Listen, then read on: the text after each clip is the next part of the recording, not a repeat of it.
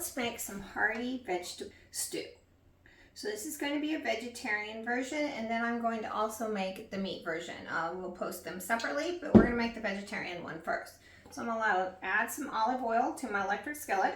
About 1 tablespoon, guys, maybe a little more.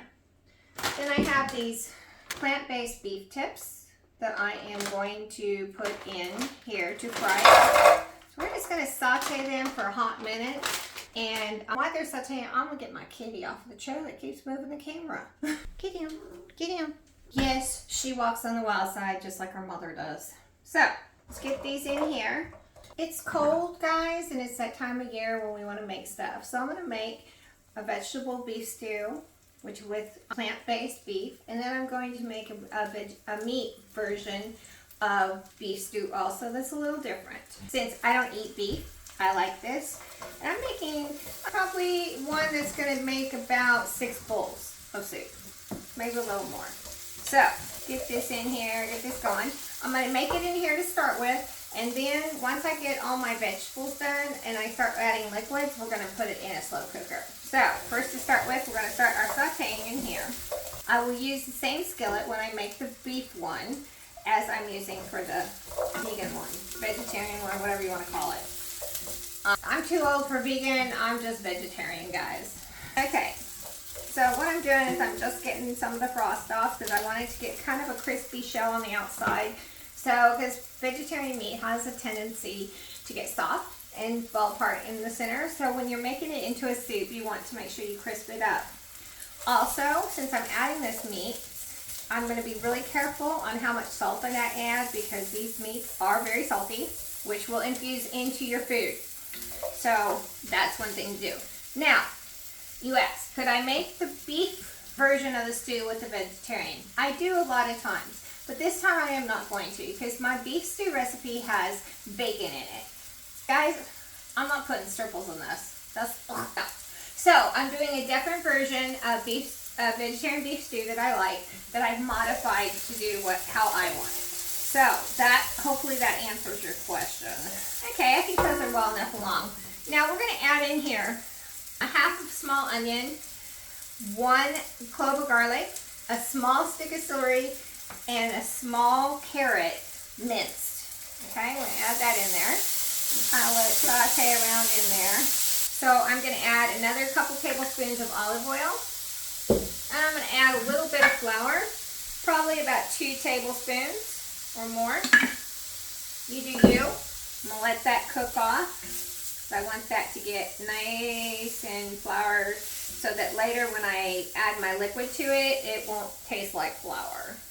So that'll give me a little bit of thickening. You can also use arrowroot to thicken with or cornstarch if you don't use flour, if you are gluten-free. Okay, I personally think arrowroot's much nicer in flavor and texture than cornstarch. Okay, so now that we've got that going for a little bit, we're going to add a small onion chopped. You could also add pearl onions at this point if you like pearl onions. So you have your choices. You can add some of those in. Now we're going to let that cook until they get soft. So that's going to probably take a few minutes. So we're just going to let it cook away here for a second. Add our mushrooms. We have 4 ounces of button mushrooms and 4 ounces of baby portobello sliced. Add in here, and we're going to let them release their juice. So they're going to sit here and saute for a while. Isn't that looking delicious, guys? Oh, I can hardly wait to eat this tonight with some crusty bread. No, I did not make any. I've been busy. I've had a lot of things going on, so I haven't had time to, sometimes I don't have time to cook everything from scratch. It's okay, guys. You don't have to cook everything from scratch. Do not feel bad.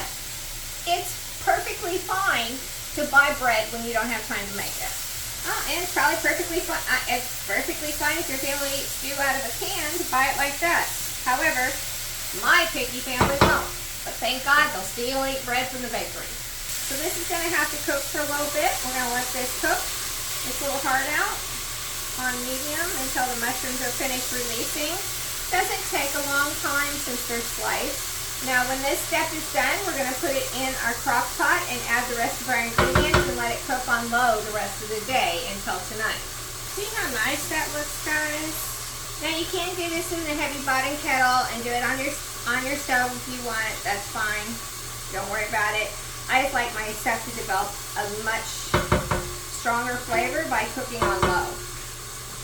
Get our slow cooker over here. And we're going to shovel all this in there. Look at that, guys. Doesn't that look delicious?